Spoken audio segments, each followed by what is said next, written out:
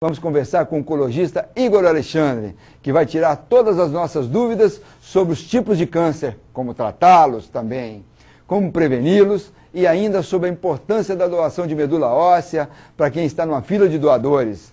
Vamos então à nossa sala de entrevista? Vamos lá? Bem, nós estamos recebendo agora em nossa sala de entrevista o Dr. Igor Morbeck, um especialista em oncologia, e quero agradecer a sua presença aqui conosco no nosso programa Falando de Saúde. Muito obrigado pelo convite. Dr. Igor, a gente costuma, no começo das nossas entrevistas, que o especialista diz um pouco da sua especialidade. Eu queria que você dissesse o que é oncologia. A oncologia é uma especialidade relativamente nova, tá? Não só no Brasil como no mundo, eu diria algo em torno de algumas décadas para cá, e que tem o objetivo de estudar os cânceres, os tumores em geral, né? A oncologia é uma especialidade ampla, que tem vários campos de atuação e com vários tipos de tratamentos também inerentes a essa especialidade. Eu queria que você dissesse, a questão da oncologia, dos cânceres, é muito extensa, é muito amplo, mas eu queria que você dissesse sobre algumas patologias, as que ocorrem mais. Ok. No mundo inteiro, a incidência de câncer tem crescido, eu diria, em números alarmantes. Mas existem alguns tumores que são realmente mais comuns. E independente da região geográfica do mundo, esses tumores estão frequentes em todas as populações. Eu citaria, por exemplo, o câncer de mama, extremamente comum, é o câncer mais comum nas mulheres. O câncer de pulmão também é um câncer extremamente comum, tanto em homens como em mulheres. E o câncer de próstata, que é o câncer principal, líder de incidência nos homens.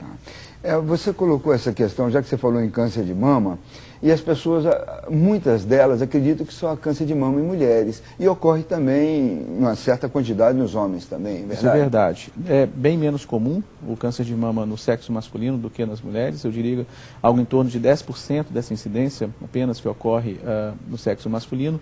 Mas o câncer de mama é sim um problema de saúde pública. Existem inúmeras campanhas no Brasil e no mundo em relação à detecção precoce dessa doença, onde, obviamente, as chances de cura são maiores. Com essa gama diversificada dos tumores malignos, eu queria que você dissesse para nós quais são os fatores que ocorrem para que as pessoas possam ter o câncer. Existe uma infinidade de fatores relacionados à formação do câncer em geral. Mas a gente pode citar alguns deles, e entre eles são hábitos de vida, geralmente. E esses hábitos de vida estão o tabagismo, o etilismo, a ingestão frequente de bebidas alcoólicas, o uso de alimentos com altos índices de corantes, por exemplo, tá? Carne vermelha, alimentos gordurosos, frituras, além de alguns aspectos que claramente estão relacionados à menor saúde, como o sedentarismo, fatores de risco, entre outras doenças. Por exemplo, existem algumas doenças próprias que têm um risco maior de câncer, por exemplo, diabetes. Então, alguns fatores próprios da vida pessoal, com alguns fatores de doença, além de alguns fatores ambientais também, né, estão relacionados com a maior chance de câncer. Além disso tudo, fatores familiares ou hereditários, que não representam a maior causa. Os fatores hereditários de câncer estão relacionados a 4 ou 5% dessa incidência de câncer no geral, mas também devem entrar nessa lista de fatores de risco. Mas os hábitos de vida, com certeza, hoje, talvez seja o número 1 em termos de maior risco de desenvolver câncer. Junte-se a isso, né, fatores alimentares, os hábitos de vida que você colocou, uma vida absolutamente atribulada, os problemas emocionais, tudo, né, concorrem para o estresse, tudo concorre para que o câncer. E a idade? Essa é uma boa pergunta, porque a incidência de câncer aumenta quanto maior aumenta a idade, né? Então, haja vista que se nós tivéssemos uma média de vida em torno de 100 ou 110 anos, a maioria de nós morreríamos com algum tipo de câncer, com ou sem diagnóstico. Mas, mesmo assim, o câncer, ele ocorre em crianças, né? Ele é mais comum realmente na infância, é mais incomum, mais raro na infância, mas não deve também deixar passar desapercebido os sintomas de risco em relação ao câncer em todas as idades. Então, Igor, tem uma coisa que realmente vale a pena a gente comentar. Quando a pessoa recebe um diagnóstico que ela tem um câncer, ela acha que a vida dela foi para o ralo, acabou, ela vai morrer logo. Verdade. Mas às vezes não é bem assim, né? Olha, como tudo na medicina existe um avanço, na oncologia é uma das áreas de maior avanço nos últimos anos. E, claramente, o prognóstico dos pacientes com câncer, em geral, melhorou muito nos últimos anos. A sobrevida tem aumentado, significa que a doença tem sido diagnosticada mais precocemente, onde as chances de cura, no geral, são maiores e o tratamento é mais efetivo. E mesmo numa doença avançada, hoje em dia, com técnicas modernas de tratamento, já se conseguem resultados melhores.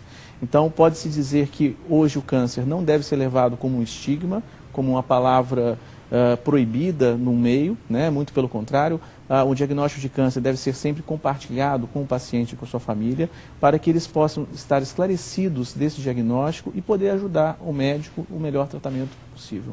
Ou seja, a prevenção é sempre uma grande coisa, né? Porque você pega no início um câncer, você vai ver que você tem uma possibilidade muito grande de cura, como você colocou essa questão. A gente pega uma pessoa leiga e ela não vai saber quando ela está desenvolvendo um câncer, até porque muitas vezes são silenciosos. Verdade. E eu queria perguntar para você, como a gente passa para o público, quando ele deve procurar um oncologista? Existem alguns sinais de alertas, né, que devem ser levados em conta em relação a um diagnóstico do câncer. Por exemplo, um emagrecimento sem uma causa pré-definida.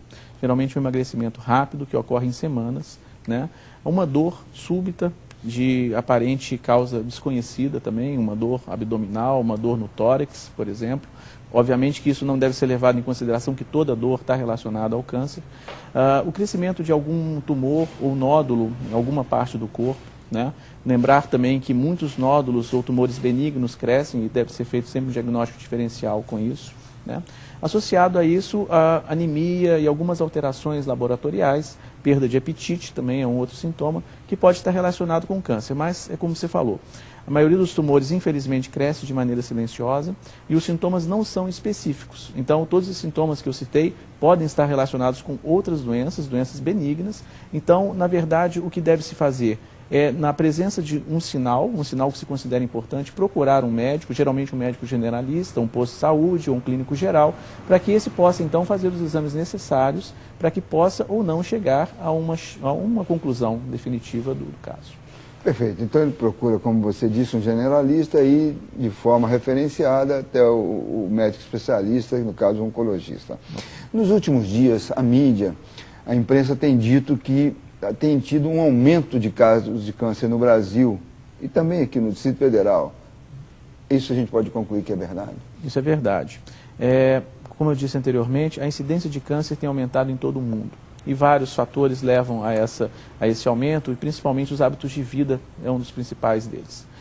No Brasil, existe um aumento da notificação de casos de câncer. Realmente, os serviços de estatística que levam que estudam exatamente a epidemiologia do câncer, têm dado maior ênfase nessas anotações, levando então ao aumento da incidência. Mas, fora isso, acompanhando as outras partes do mundo, realmente no Brasil tem se notado um aumento da incidência.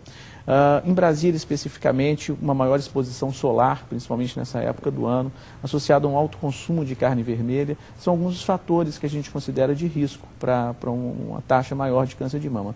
Mas a incidência de câncer no Distrito Federal não é a maior de todas ainda a campeã é na região sul, no Rio Grande do Sul é o campeão dessa incidência, mas Brasília realmente está entre os estados com maior índice de incidência de câncer no geral.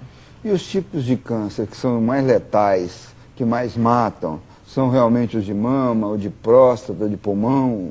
O tumor campeão de letalidade no Brasil e no mundo é o câncer de pulmão. Esse é o câncer com maior índice de mortalidade, tanto no sexo masculino como no sexo feminino. As causas são variadas, mas principalmente por ser um tumor mais comum, é o segundo mais comum tanto no homem quanto na mulher, e é um tumor geralmente agressivo, é um tumor que quando se detecta, ele já está em fase avançada, onde poucos recursos podem ser utilizados para aumentar de maneira significativa a sobrevida ou eventualmente levar à cura. O que faz com que o câncer de pulmão, então, seja um tumor tratável com técnicas modernas de tratamento, como a quimio e a radioterapia, mas geralmente a sobrevida desses pacientes, infelizmente, ainda é curta. Então, é um tumor que claramente está relacionado a hábitos de vida, como o tabagismo, ambientes poluídos, entre outros fatores, e que levam, então, no mundo moderno, uma elevada incidência.